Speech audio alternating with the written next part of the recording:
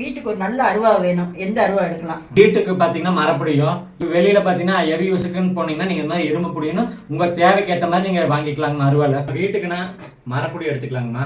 இது இருக்கிறது சின்ன சைஸுங்கம்மா. சரிங்களா? உங்களுக்கு கை வலிக்காது. நீங்க வீட்டுக்கு தேங்காயில் 2 தேங்காய் நம்ம உடைப்போம். அதுக்கு இந்த சைஸ் போதும். உங்களுக்கு எவ்வளவுதான் உடைச்சாலும் வந்து கை வலிக்காது. மரப்புடியிலேயே பெரிய சைஸ். வீட்டுக்கு ஒரு அருவாள் வேணும். ஆனா தேங்காய் மட்டும் இல்ல, நம்ம மற்ற விஷயத்துக்கு நான் யூஸ் பண்ணிக்கணும். சிலர்லாம் வீட்லயே வந்துட்டு செடி கொடியெல்லாம் வச்சிருப்பீங்க. அதெல்லாம் வந்துட்டு சின்ன சின்ன முள் செடி இருக்கும், கிளைய வந்து உடைச்சு விடணும் அப்படின்னு நினைச்சீங்கன்னா இந்த பெரிய அருவாள் வந்து உங்களுக்கு ரொம்ப யூஸ்ஃபுல்லா இருக்கும். தம்பி, இது என்னது அருவா? இரும்புடியா இருக்கு.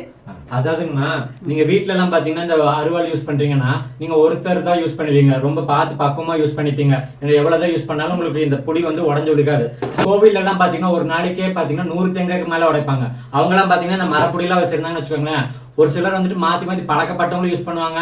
அங்க வேலை செய்யறவங்களும் சில டைம் அருவாள் எடுத்து ஒரு தேங்காய் உடைக்க பார்ப்பாங்க. அந்த இடத்துல பாத்தீங்கன்னா மரப்புடி எல்லாம் யூஸ் பண்ணீங்கன்னா புடி உடஞ்சு விழுந்துருக்குமா. இப்போ அந்த மாதிரி இடத்துக்காக தான் இந்த இரும்பு புடி.